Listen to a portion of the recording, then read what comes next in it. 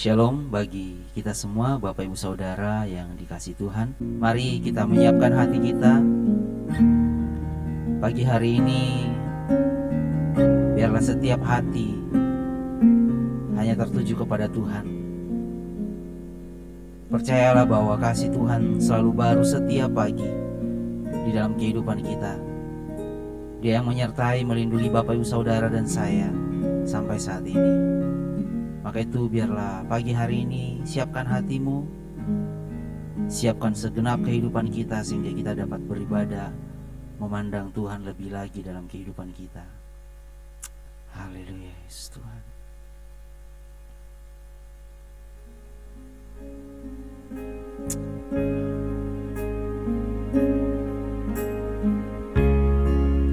Kami memuliakan Engkau, meninggikan Engkau pagi hari ini ya Yesus Tuhan kami yang dahsyat dan ajaib.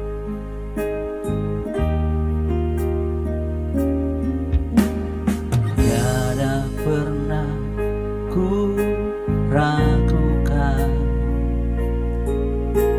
kasih setiamu ya Tuhan. Setiap waktu dalam hidupku tak pernah kau tinggalkan. Meski langit tanpa surut, awan gelap pun menghadap, hadapi badai, lewati gelombang, tak pernah kau tinggalkan diriku. Mari semua kita naikkan pujian ini dari awal. Katakan, tiada pernah ku ragukan, tiada pernah ku ragukan kasih setiamu ya Tuhan. Setiap waktu dalam hidupku tak pernah kau tinggalkan. Meski langit tanpa surut, awan gelap pun menghadap, hadapi badai, lewati gelombang, tak pernah kau tinggalkan diriku. Mari semua katakan, walau 1000 rebah, walau 1000 rebah di sisiku, kau tetaplah Allah penolongku.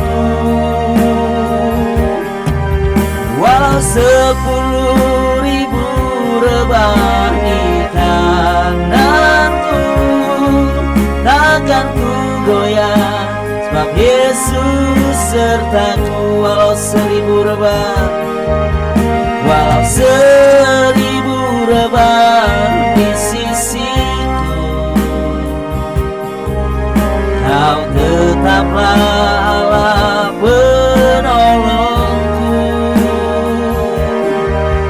Walau 10.000 rebah di kananku, takkan ku goyah, sebab Yesus sertaku. Mari semua katakan, tiada pernah ku ragukan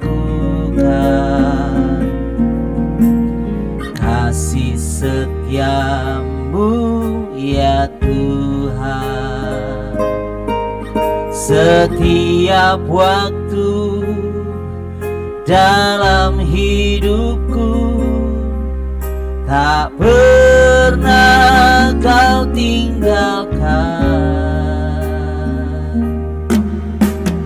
Meski langit tampak suram, awan gelap pun menghadap, hadapi badai, lewati gelombang, tak pernah kau tinggalkan diriku.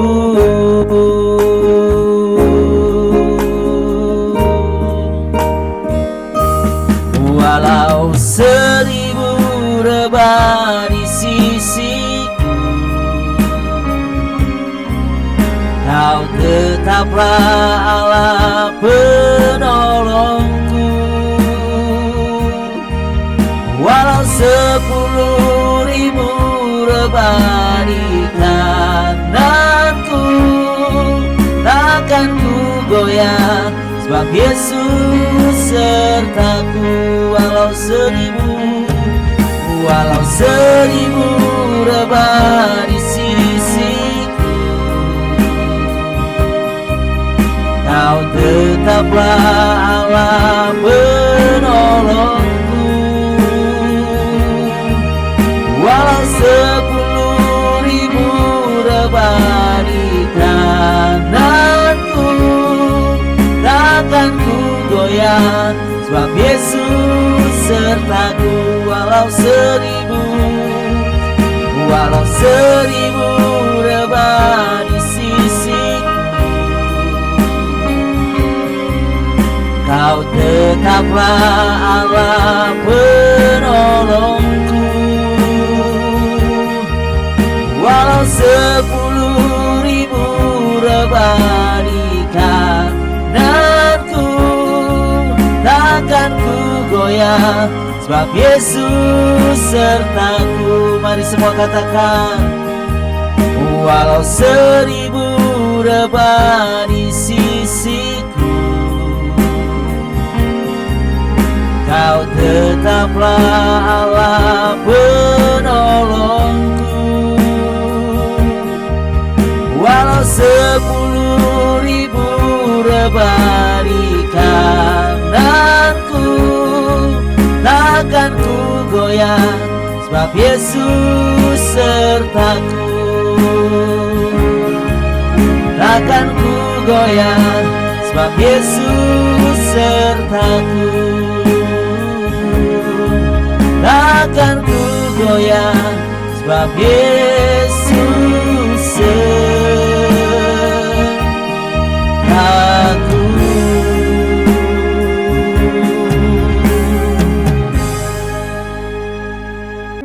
Pagi hari ini, Kau kekuatan kami, Kau perlindungan kami, Engkau kota benteng, sumber kekuatan kami. Kami memuji, kami menyembah Engkau. Kami tak takut, sebab Engkau selalu beserta. Biarlah pagi hari ini hati kami terus memuji-Mu. Roh jiwa tubuh kami datang tinggikan Engkau, Yesus.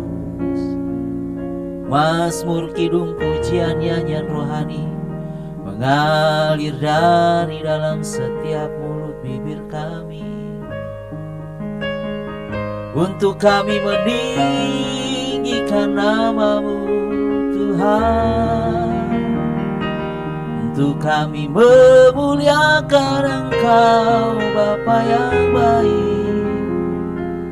Terpuji-pujilah Yesus, mengalir sukacita yang baru di hati kami. pagi hari. Ada gairah yang baru karena kami percaya Kau selalu beserta dengan kami ya Yesus. Kami tak takut bahaya karena Engkau selalu ada di sebelah kanan kami. Sungguh kami memuliakan Engkau pagi hari ini. Biarlah pagi hari ini mengalir kekuatan yang baru, sukacita yang baru di dalam setiap hati kami, sehingga pagi hari ini kami boleh memuliakan Tuhan, meninggikan Tuhan dengan sukacita, dengan sorak-sorai, karena kami percaya kami aman dalam lindungan-Mu yang maha tinggi ya Tuhan. Terima kasih Bapa yang baik. Pagi hari ini segala pujian, hormat, kemuliaan kami kembalikan kepada Tuhan kami yang dahsyat dan luar biasa. Haleluya. Amin. Haleluya. Bapak Ibu Saudara, saya percaya pagi hari ini lewat pujian yang sudah kita naikkan memberikan kekuatan yang baru bagi setiap kita, bahwa Yesus tidak pernah meninggalkan kita. Dia sumber kekuatan saudara dan saya. Maka itu pagi hari ini biarlah kita bersukacita, kita bersorak-sorai memuliakan Tuhan kita yang dahsyat. Haleluya.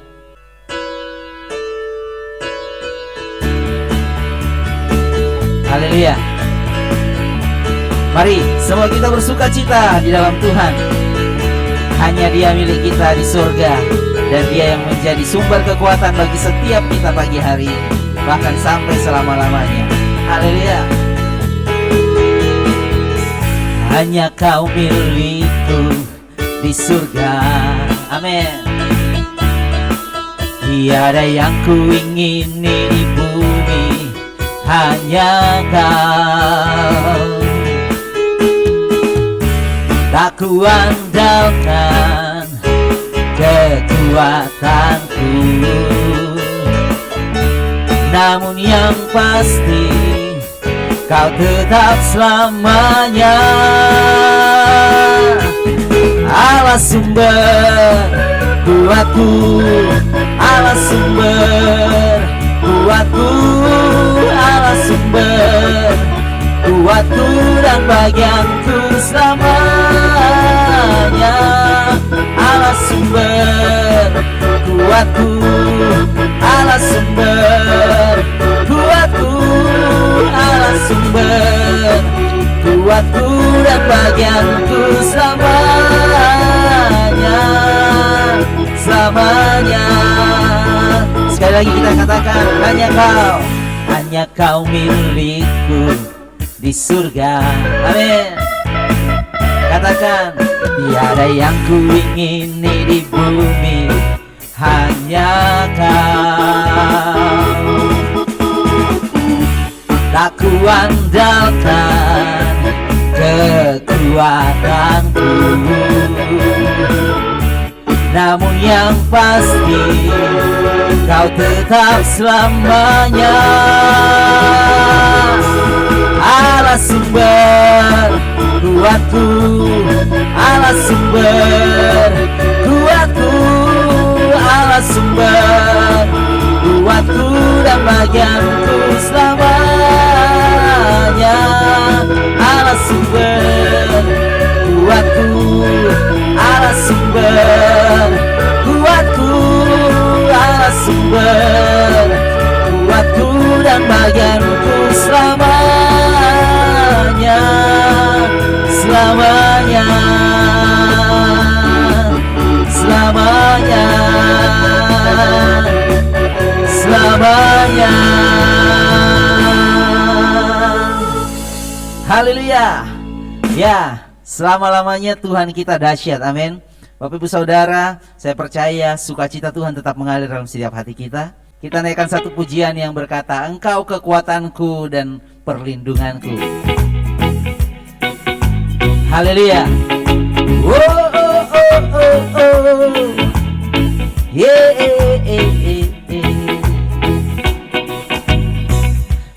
Engkaulah kekuatanku, Engkaulah kemuliaanku, Engkaulah segalanya.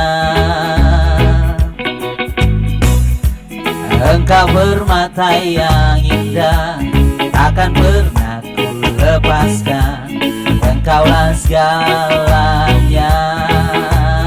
Semua katakan, Yesus, domba Allah, mulia namamu. Oh, Yesus, domba Allah, mulia namamu. Kau hapus segala dosaku, segala celah dan maluku. Engkaulah segalanya. Saat jatuh kau angkatku, saat haus kau penuhiku. Engkaulah segalanya. Katakan, Yesus, domba Allah, mulia namamu. Yesus, domba Allah, mulia namamu. Sekali lagi, mari semua katakan, Engkaulah kekuatanku, Engkaulah kemuliaanku, Engkaulah segalanya. Engkau bermata yang indah, takkan pernah ku lepaskan. Engkaulah segalanya. Katakan, Yesus, Yesus, domba Allah, mulia namamu. Yesus, domba Allah, mulia namamu. Mari semua katakan, Kau hapus segala dosaku, segala celah dan maluku. Engkaulah segalanya. Saat haus kau angkatku, saat haus kau penuhiku. Engkaulah segalanya. Yesus, domba Allah, mulia namamu. Yesus, domba Allah, mulia namamu. Yesus, domba Allah, Yesus, domba Allah, mulia namamu. Yesus, domba Allah, mulia namamu. Mulia namamu, mulia namamu, mulia namamu, mulia namamu.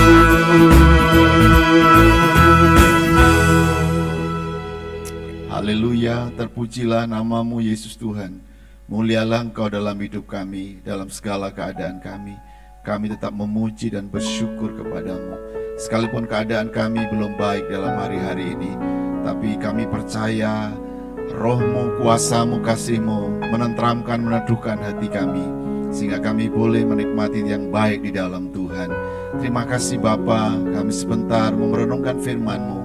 Bila menjadi makanan bagi roh dan jiwa kami dihiburkan, dikuatkan, kami boleh kekuatan yang baru, dengan iman yang baru, dalam sukacita yang baru. Dimanapun kami berada pada pagi hari ini, kasih-Mu memberkati kami semua. Di dalam nama Yesus kami berdoa, haleluya, amin. Salam, puji Tuhan, selamat pagi kita semua, dimanapun kita berada. Tidak terasa sudah tengah bulan hari ini, bulan Mei, dan kita belum melihat tanda-tanda yang baik. tapi iman kita melihat bahwa Yesus tetap baik bagi kita semuanya.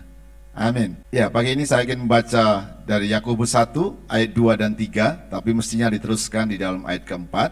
Saya baca demikian firman Tuhan. Saudara-saudaraku, anggaplah sebagai suatu kebahagiaan apabila kamu jatuh ke dalam berbagai-bagai pencobaan, sebab kamu tahu bahwa ujian terhadap imanmu itu menghasilkan ketekunan. Amin. Hari ini saya beri judul sikap hati kita untuk menghadapi pencobaan.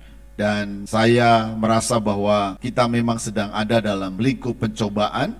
Kita dalam suasana yang tidak baik, tapi kita percaya dalam semua keadaan Yesus Tuhan tetap baik bagi kita. Di dalam ayat 2 ada yang menarik yang kalau kita membacanya, Yakobus menasihati kepada orang percaya berkata begini, anggaplah sebagai suatu kebahagiaan apabila kamu jatuh ke dalam berbagai-bagai pencobaan. Bapak Ibu Saudara, tentu ayat ini aneh dan ini tidak seperti pengertian kebanyakan kita, karena mungkin memang tidak ada orang ketika dicobai itu menjadi bahagia, menjadi bersukacita.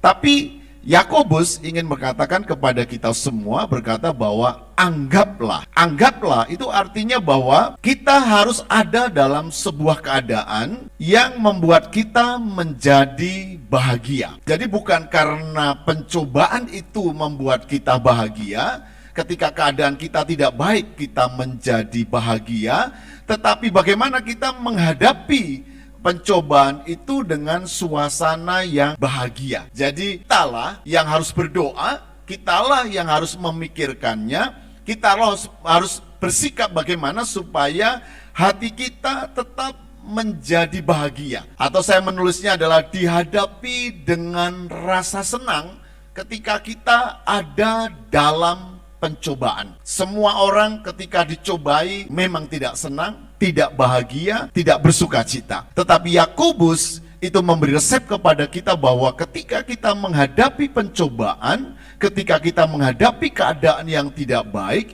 kita harus menghadapinya atau memikirkannya dengan menganggap bahwa keadaan-keadaan itu dapat saja kita hadapi dengan bahagia.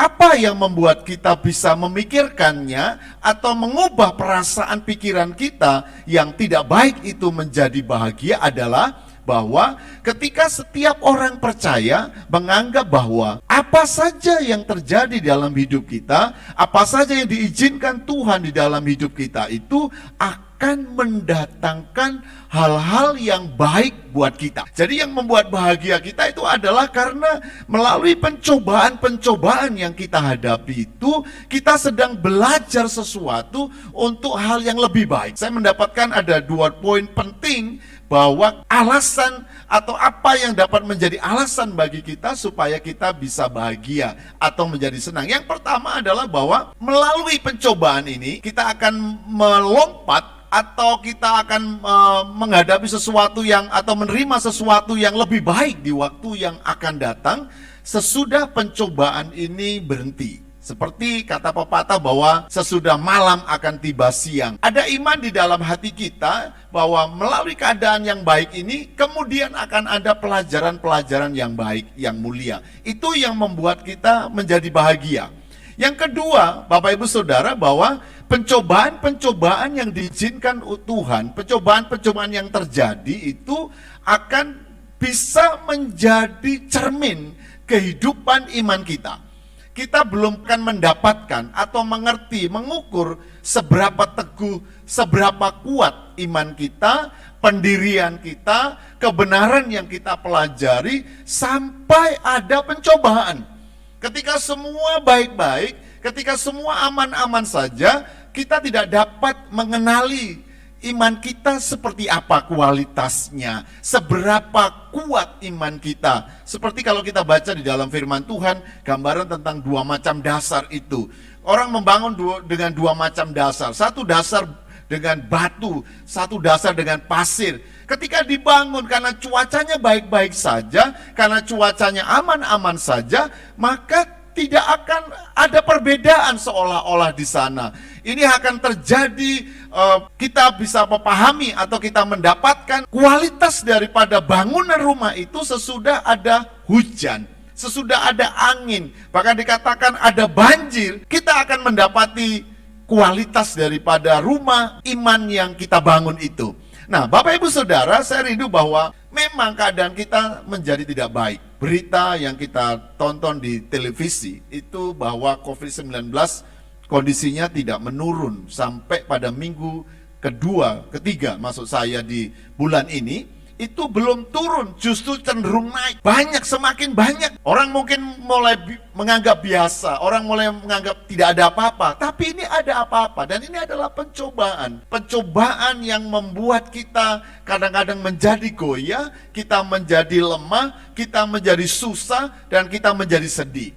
Nah, persoalannya adalah bahwa keadaan ini tidak bisa kita tinggalkan begitu saja. Saya mendapati beberapa hal yang ingin saya bagi buat kita, bahwa menghadapi pencobaan dengan rasa bahagia atau rasa senang, bukan senang karena pencobaan itu, tetapi karena akan datang yang baik melalui pencobaan-pencobaan itu. Saya percaya juga ketika COVID-19 ini berlalu, akan ada yang baik untuk orang-orang yang sedang menantikan hal-hal yang baik. Akan ada hasil dari pencobaan-pencobaan itu. Tetapi jika kita menghadapi pencobaan, ada banyak kali memang beberapa kita ketika menghadapi yang tidak baik itu, kita menjadi takut. Beberapa akhirnya pergi meninggalkan pencobaan itu. Ada beberapa sembunyi daripada keadaan yang tidak baik itu. Ada beberapa menjadi kesal, menjadi marah, menjadi stres, menyalahkan semua keadaan. Bahkan beberapa orang itu sempat menyalahkan Tuhan. Jika Tuhan mengasihi kami, jika Yesus mengasihi kami sudah berdoa, kenapa ini masih terjadi pada kami semuanya? Ketika keadaan-keadaan itu ada dalam batin pikiran kita tidak bisa senang. Kita tidak bisa menghadapi pencobaan itu seperti yang dinasihatkan oleh Rasul Yakobus berkata, anggaplah. Jadi kitalah yang harus memodifikasi. Kita harus membuat pikiran hati kita menjadi sesuatu yang menyenangkan ketika kita menghadapi hal-hal yang tidak menyenangkan.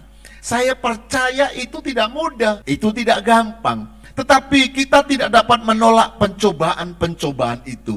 Saya menyadari bahwa selagi kita ada di bumi ini, selagi kita masih dalam daging ini, selagi kita masih berjejak di tanah ini, kita masih akan mengalami pencobaan-pencobaan.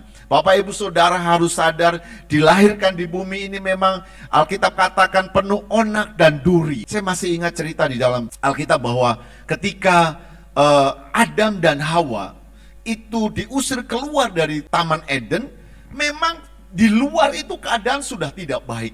Berbeda sama sekali dengan suasana yang ada di Taman Eden.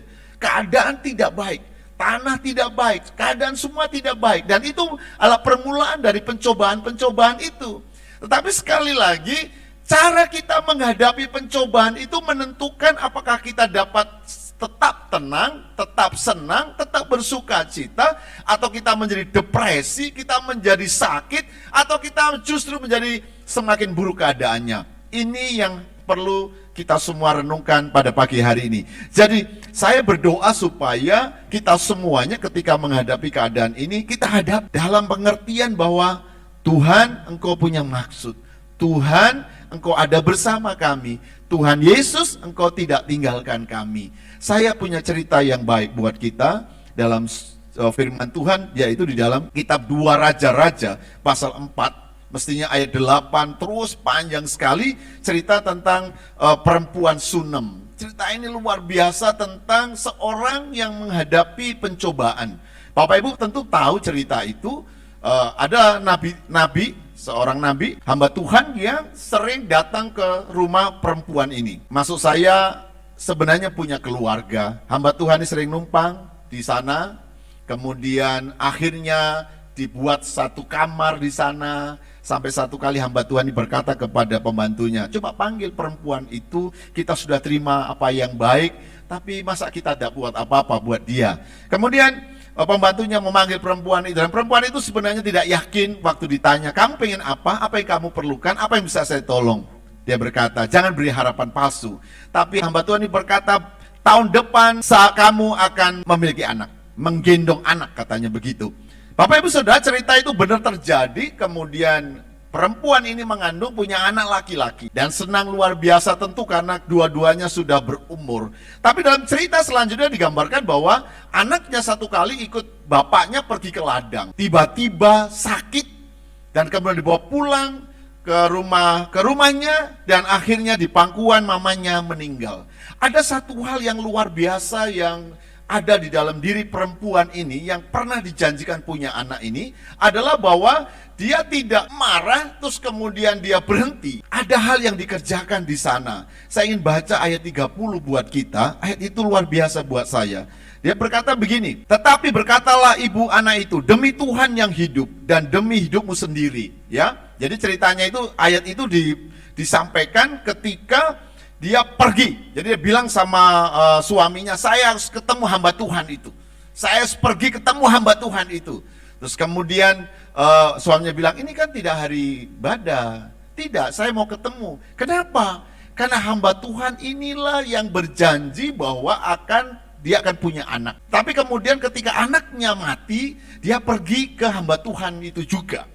Nah, apa maksudnya Bapak Ibu Saudara? Cerita itu, tapi sebelum maksudnya saya baca dulu ceritanya. Jadi, akhirnya perempuan ini ngotot, hari itu saya harus pergi ketemu hamba Tuhan itu. Dan akhirnya pergi ketemu hamba Tuhan itu utus pembantunya, tapi dia bilang, saya tidak mau, saya harus pergi bersama-sama dengan hamba Tuhan ini. Di dalam ayat 30 saya baca. Tapi berkatalah ibu anak itu, demi Tuhan yang hidup dan demi hidupmu sendiri, sesungguhnya aku tidak akan meninggalkan engkau. Lalu bangunlah Elisa dan berjalan mengikuti perempuan itu. Bapak Ibu Saudara, sebelum cerita kebangkitan anak itu digambarkan bahwa wanita ini kan sebenarnya awalnya tidak punya anak dan mungkin juga sudah tidak berharap punya anak. Dia terima saja keadaannya seperti itu. Tapi kemudian karena hamba Tuhan ini berjanji, mungkin berdoa, akhirnya terima anak, dapat anak, dan kemudian anaknya ternyata mati. Dalam pikiran banyak orang, saya juga berpikir bahwa pertanyaannya, kenapa Tuhan memberi, kenapa juga Tuhan mengambil? Kalau Tuhan memberi, kenapa dibuat masalah? Saya yakin bahwa perempuan ini sebenarnya sudah memberi diri kepada Tuhan, melayani hamba Tuhan, membuat kamar kepada Elisa. Setiap kali dia membantu, memberi makan dan sebagainya. Dia dapat saja berpikir bahwa saya sudah lakukan banyak hal untuk Tuhan. Tapi kenapa datang pencobaan ini? Kenapa datang yang tidak baik ini? Saya bersyukur bahwa perempuan ini, mungkin kita bisa saja pikir-pikir apa yang dia rasakan. Tapi satu hal bahwa perempuan ini kembali kepada Tuhan. Dia kembali kepada hamba Tuhan yang sudah berjanji, yang sudah mendoakan, yang sudah bernubuat, yang akhirnya dia punya anak. Dan dari mana anak itu dapat, kesanalah dia pergi. Dia tidak panjang lebar, dia hari itu juga. Dia bilang sama suaminya, hari ini aku mau ketemu hamba Tuhan itu, yang namanya Elisa itu. Tapi hari ini juga aku harus pulang. Kenapa? Dia yakin bahwa sesuatu akan terjadi. Nah, perempuan ini contoh kita semua bagaimana menghadapi pencobaan. Ketika menghadapi pencobaan, maka yang dia lakukan adalah bertemu dengan hamba Tuhan, bertemu dengan Tuhan. Kita juga begitu, ketika kita menghadapi pencobaan, supaya hati kita sanggup, hati kita tetap bahagia, senang. Saya tidak katakan bahagia, mungkin senang atau tetap kuat adalah kita bertemu dengan Tuhan. Kita kembali kepada Tuhan. Kenapa? Karena Dia yang mengizinkan itu. Yang kedua, Dia juga yang akan memberi kesanggupan kepada kita. Alkitab berkata bahwa pencobaan-pencobaan yang kita hadapi ini tidak akan melebihi dari kekuatan kita. Saya percaya bahwa keadaan kita ini masih lebih baik daripada keadaan-keadaan di zaman dulu dengan banyak wabah yang buruk. Tuhan izinkan keadaan ini. Beberapa orang memang dalam keadaan yang tidak baik, tapi beberapa orang sebenarnya sedang dipersiapkan dan sudah dipersiapkan untuk menghadapi hal-hal yang tidak baik seperti ini. Jadi pencobaan-pencobaan yang kita hadapi ini Bapak Ibu Saudara, kuncinya adalah bagaimana kita menghadapinya. Sikap kita seperti apa?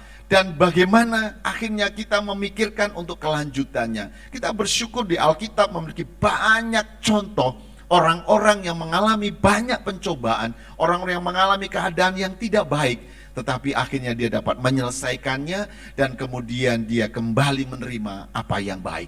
Salah satu yang kita baca tadi adalah perempuan Sunem di dalam 2 Raja-Raja pasal 4 ini luar biasa. Saya berdoa, kita ajak sama-sama berdoa bahwa ayo, pencobaan ini tidak akan membuat kita menjadi semakin lemah. Kita berdoa supaya kita tidak lari dari pencobaan-pencobaan ini, atau kita akan marah dengan pencobaan-pencobaan ini. Tapi mari kita datang kepada Tuhan yang memiliki hidup dan memiliki semua hal yang luar biasa.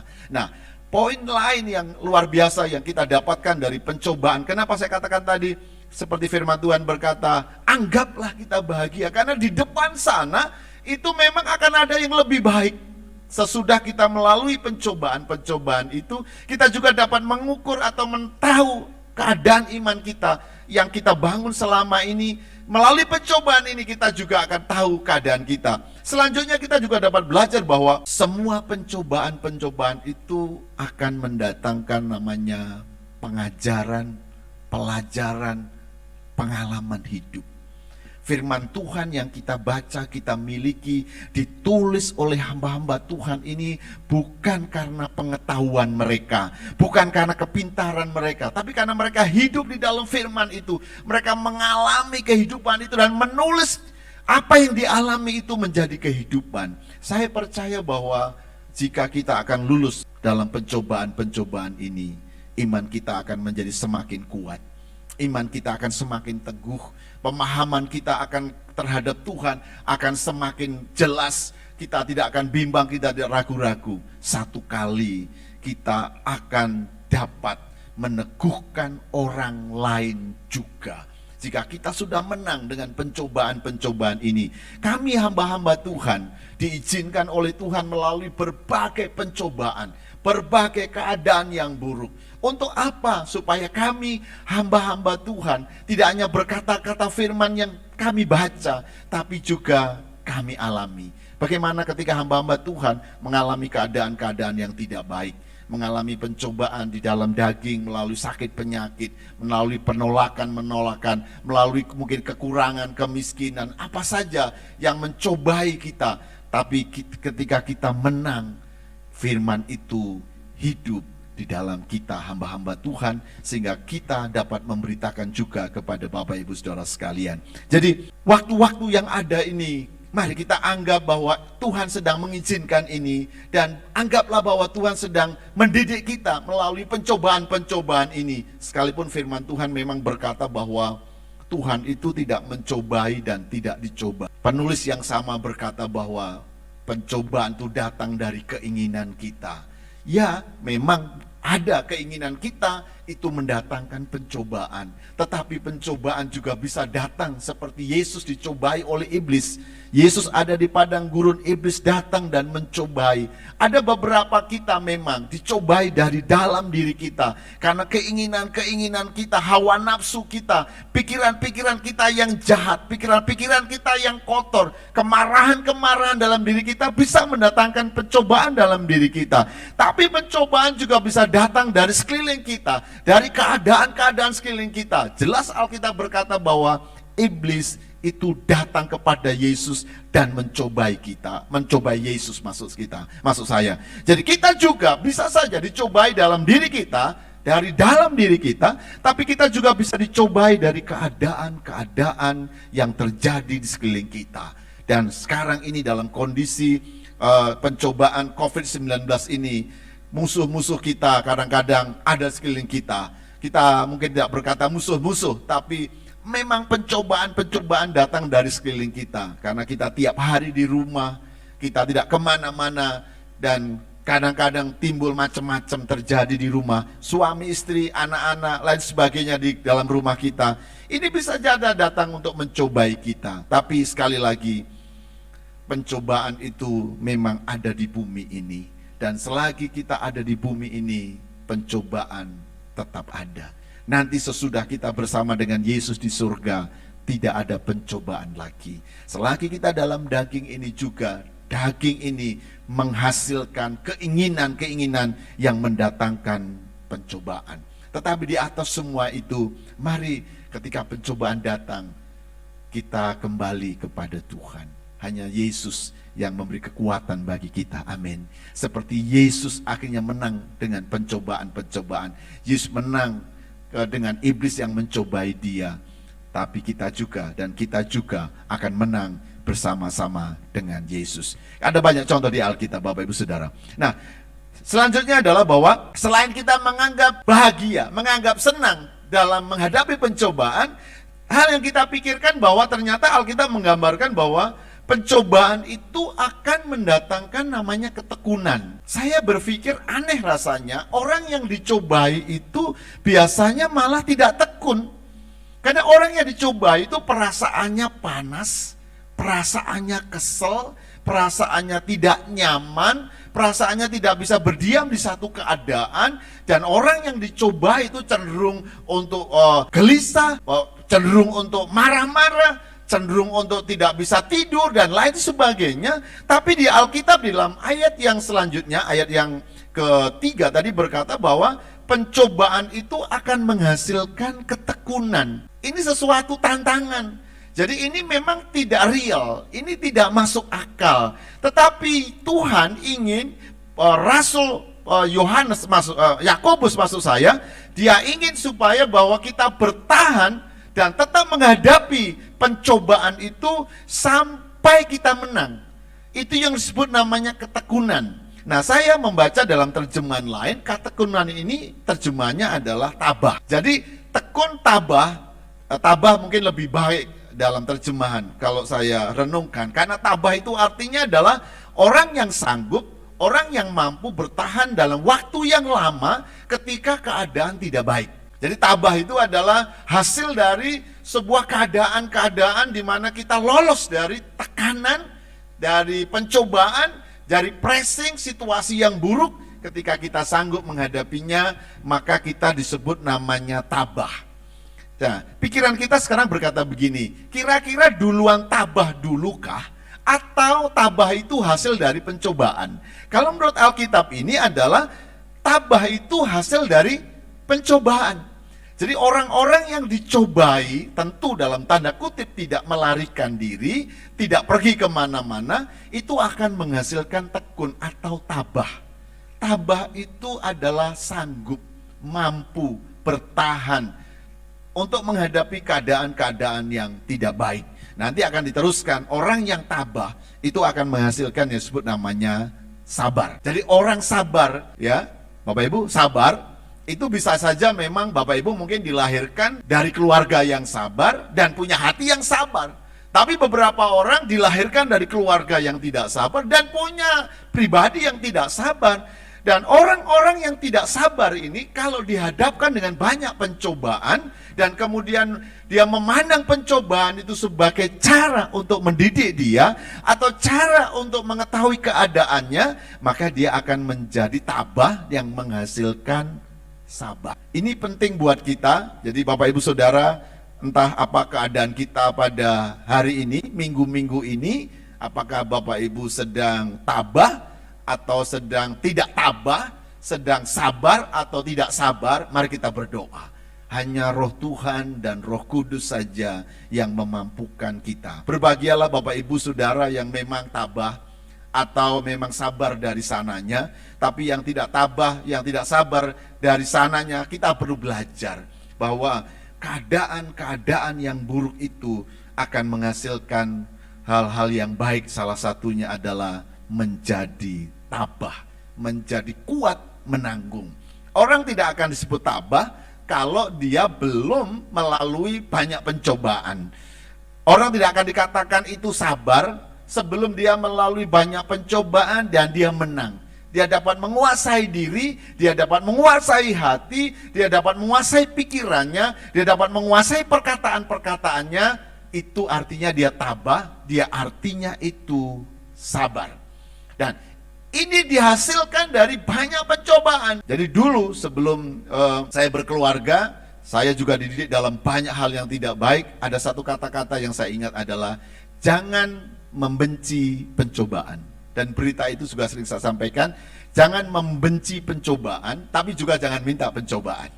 Biarkan jika pencobaan itu datang, anggap bahwa kita sedang dididik melalui pencobaan-pencobaan itu untuk menghasilkan kualitas hati, kualitas rohani kita. Apakah kita tetap mengasihi Tuhan? Apakah kita tetap beribadah? Apakah kita tetap membaca firman Tuhan? Apa tetap masih ada kasih dan kesabaran dalam diri kita?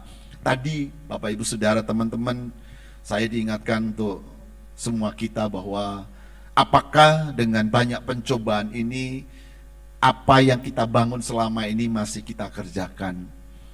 Yang ibadah di rumah masih ibadahkah? Saya telepon beberapa orang, keluarga-keluarga, masihkah ada ibadah? Masihkah ada doa? Memang doa di rumah berbeda ketika kita doa rame-rame. Ibadah sendirian dengan ibadah rame-rame itu memang berbeda. Tapi kita memang harus melewati semuanya. Ada waktunya kita beribadah rame-rame, kita bersuka cita rame-rame. Tapi ada waktunya kita juga membangun ibadah sendiri di rumah. Dan ini pelajaran yang penting bagi kita. Ada banyak orang yang hanya ibadah rame-rame senang, tapi ibadah pribadi tidak pernah.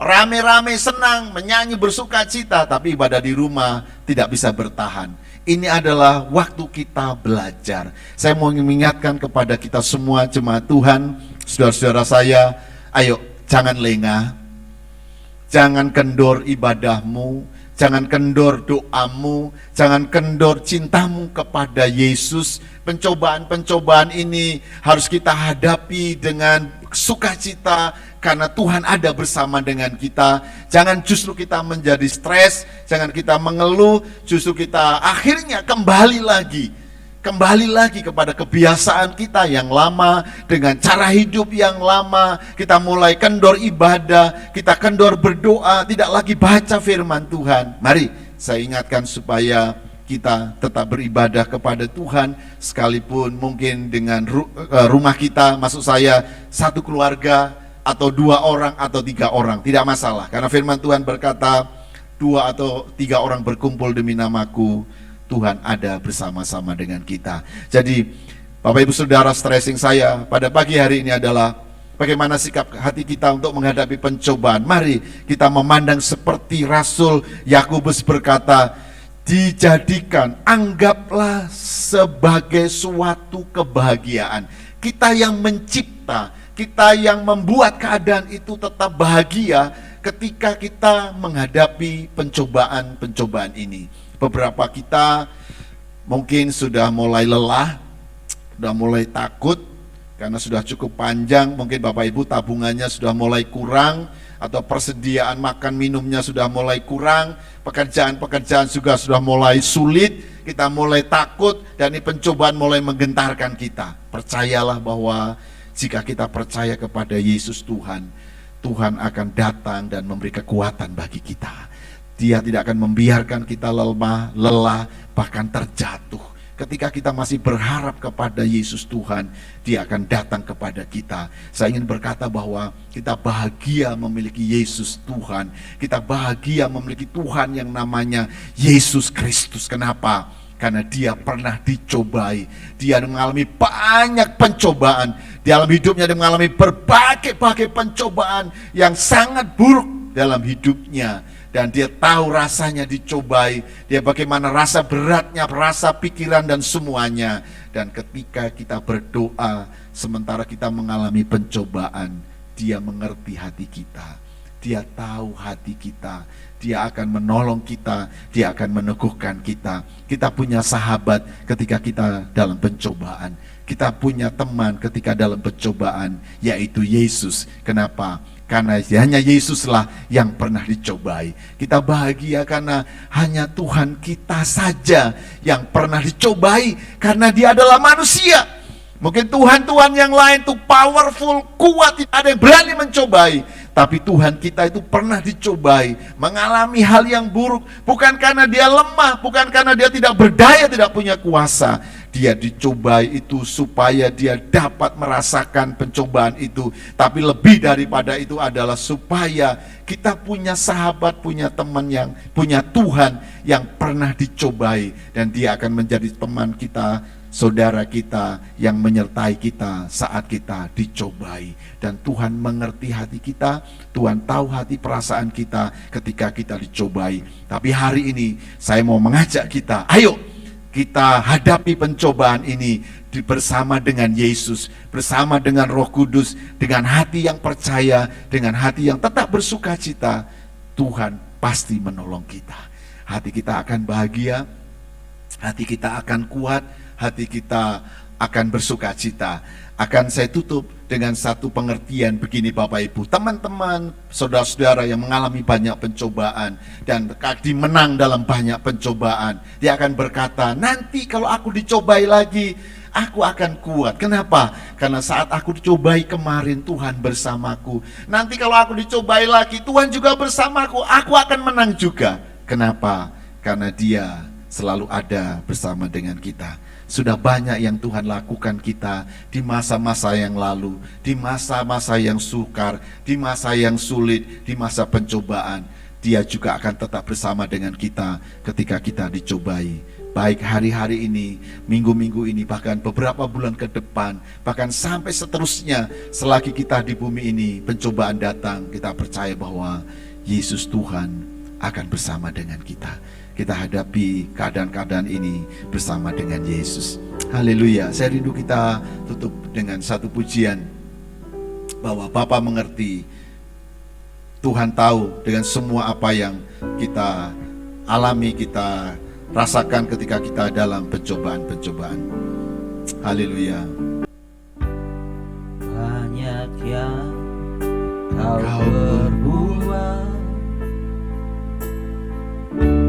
di dalam hidupku, rancangan indahmu terjadi di hidupku. Bapa yang mengerti segala yang ku perlu, kasih-Mu sempurna, nyata dalam hidupku. Sekali.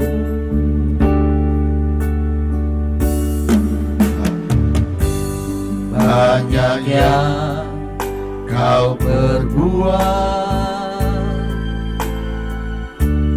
di dalam hidupku.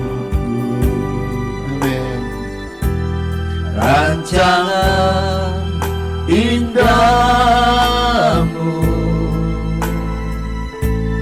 terjadi di hidupku. Bapa yang mengerti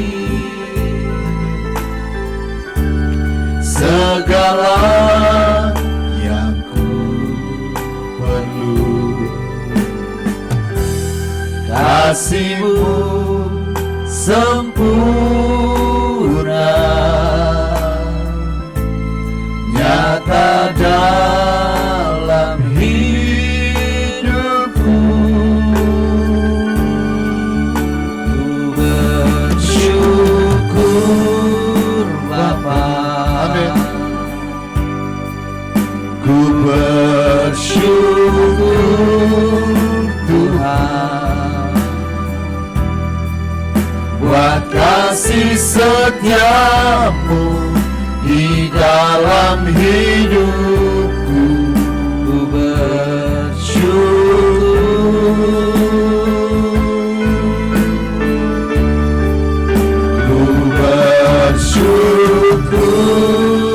Bapa. Ku bersyukur Tuhan buat kasih setia-Mu di dalam hidupku. Ku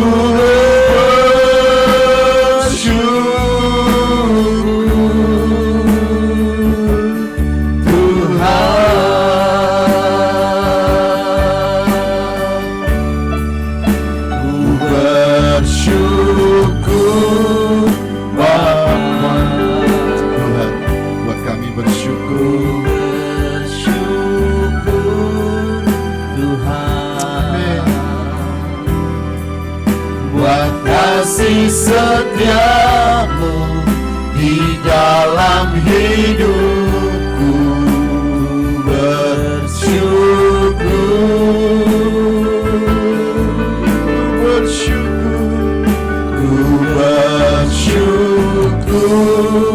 Bapa, ku bersyukur Tuhan buat kasih setiamu di dalam hidupku. Ku bersyukur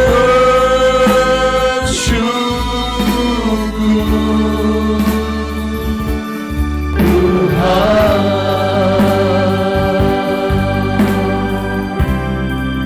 Kami bersyukur Bapa, buat mata kami melihat apa yang baik. Ketika pencobaan datang di hadapan kami, keadaan-keadaan yang tidak baik, kelemahan, sakit, penyakit, bahkan wabah yang sedang kami hadapi saat ini Bapa, kami rindukan kekuatan-Mu,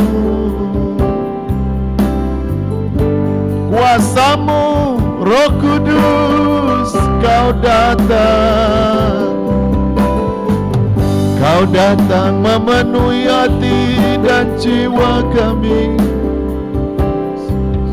Kau yang menjadi sahabat, menjadi kekuatan kami. Haleluya, haleluya.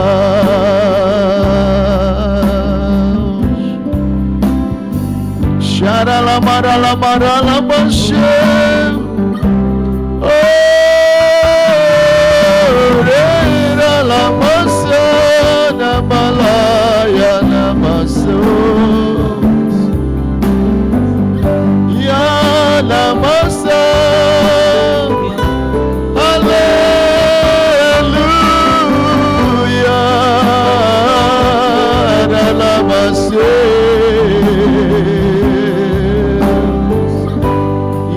Masya karalama lama lama ya ralamasa. Haleluya.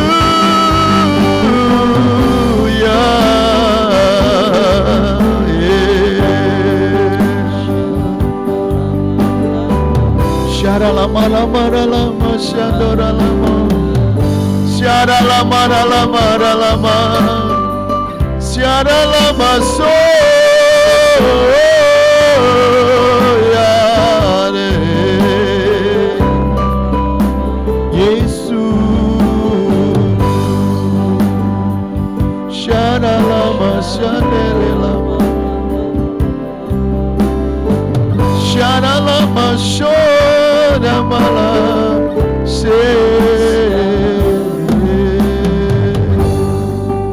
Haleluya. Kau tahu kekuatan kami Bapa. Kekuatan kami tidak seberapa. Kami rindu kehadiran-Mu lebih lagi, supaya kami kuat menganggap di dalam kebahagiaan, sekalipun kami menghadapi banyak pencobaan. Roh Kudus datanglah, Roh Kudus jamahlah, Roh Kudus teguhkanlah hati kami, Roh Kudus hiburkanlah hati kami. Kami yang susah, kami yang sedih, kami yang sedang dalam berbagai pencobaan. Kau datang melawat kami, Kau datang menjamah kami. Di dalam nama Yesus, dalam nama Tuhan Yesus, dalam nama Yesus. Haleluya. kita berdoa, Bapak Ibu Saudara. Firman ini tantangan bagi kita, tidak mudah untuk menganggap kita dapat berbahagia, bersuka cita, atau senang menghadapi pencobaan. Hanya Roh Kudus yang dapat memberi kesanggupan, mengangkat roh kita lebih tinggi dari pencobaan-pencobaan itu, mengangkat pikiran kita lebih tinggi untuk memahami kehendak Bapa, dan itu hanya ada di dalam Roh-Nya. Bapak Ibu Saudara yang sedang lemah, Bapak Ibu Saudara dalam pencobaan-pencobaan, Bapak Ibu Saudara keadaanmu sedang tidak baik, engkau sedang takut, engkau sedang khawatir untuk semua yang sedang kau butuhkan dalam waktu-waktu ini, menghadapi wabah yang terjadi, keadaan yang sukar ini. Beberapa di antara Bapak Ibu Saudara yang mulai merasa sepi, tidak dapat menemukan kasih Yesus, mulai menghadapi banyak pencobaan karena kekuatanmu menjadi lemah, karena tidak punya waktu untuk bersekutu dengan Yesus Tuhan. Mari datang kepada Yesus, seperti perempuan Sunem datang kepada hamba Tuhan, datang kepada Yesus. Kita datang kepada Yesus Tuhan, sumber dari semua dan semuanya. Kita percaya bahwa jika Tuhan izinkan kita ada dalam keadaan yang tidak baik ini, Dia sedang menyiapkan kekuatannya, Dia sedang menyiapkan kasih-Nya, Dia sedang menyiapkan pengajaran-pengajarannya. Oleh sebab itu mari kita tidak mengeluh, mari kita tidak menjadi marah, mari kita tidak menghujat keadaan-keadaan ini, tapi kita berdoa supaya Roh Tuhan ada bersama dengan kita. Di dalam nama Yesus, di dalam nama Yesus, mari pandanglah Tuhanmu, Tuhanku. Dia hidup, Dia berkuasa, Dia mengasihi kita dulu, sekarang, dan selama-lamanya. Bapak Ibu Saudara yang dididik melalui pencobaan-pencobaan ini, mungkin berapa waktu ini kita membangun dengan cara yang keliru, kita mengelola hal kehidupan yang keliru. Dengan pencobaan ini merontokkan keadaan-keadaan yang tidak kita bangun ini. Mari jangan kecil hati, kita bangun kembali, kita percaya kepada Tuhan kembali, kita kerjakan bersama-sama dengan Yesus. Tuhan akan menumbuhkan kembali tunas-tunas yang baru, iman yang baru dalam diri kita, pemandangan-pemandangan yang baru dalam hidup kita, di dalam nama Tuhan Yesus. Bapa di surga, hamba-Mu berdoa untuk setiap kami, jemaat-jemaat-Mu, keluarga demi keluarga, kami orang-orang muda remaja, ketika keadaan kami dalam pencobaan ini sedang tidak baik, Engkau datang memberkati kami. Engkau memberkati kami yang letih lesu, memberkati kami yang berbeban berat, memberkati kami dalam pencobaan-pencobaan, memberkati kami dengan kekuatan kami yang sedang berkekurangan. Engkau memberi pengharapan baru bagi kami semuanya. Terima kasih Tuhan, dimanapun kami berada, Engkau memberkati kami supaya kami tetap kuat di dalam banyak hal yang tidak baik. Teman-teman yang sedang sakit, Tuhan beri kesembuhan. Teman-teman yang dalam keadaan-keadaan yang tidak nyaman di tengah-tengah keluarga, Engkau datang memberi damai dan sukacita bagi mereka. Terima kasih Bapa di surga, kami bersyukur, berkati kami semua. Tidak lupa kami berdoa untuk negeri kami Indonesia ini. Tuhan, kami mendengar semakin bertambah orang-orang yang sakit di negeri ini. Tuhan, kami berdoa mohon kemurahan-Mu, berkat-Mu, terutama berikan hikmat bagi anak-anak-Mu, orang-orang penduduk negeri ini, supaya dapat mengendalikan diri, dapat kami mengekang diri untuk tinggal di rumah dalam beberapa waktu ini, supaya kami tidak akan menyebarkan penyakit di antara sesama kami. Kami berdoa berkati Presiden Jokowi dan semua yang ada di dalamnya. Tuhan, Kau memberkati supaya negeri ini aman di dalam kasih dan anugerah-Mu. Terima kasih Bapa di surga, kami bersyukur kami boleh beribadah.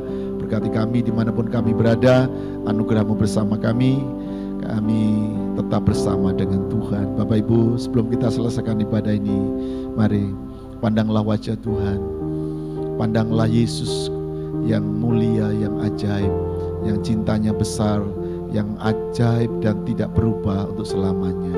Kita memberi pengharapan besar kepadanya. Mari terimalah berkat Tuhan, berkat besar dari Allah Bapa di surga, di dalam Bapa, di dalam Yesus, di dalam kuasa Roh Kudus. akan menolong, memberkati, menghiburkan kita di dalam keadaan-keadaan yang sulit ini. Yesus bersama kita dan kita bersamanya. Perlindungannya bersama kita mulai hari ini, besok, dan sampai selama-lamanya. Di dalam nama Yesus kita terima berkat-Nya. Haleluya. Amin. Tuhan berkati kita dan selamat hari Minggu. Kasih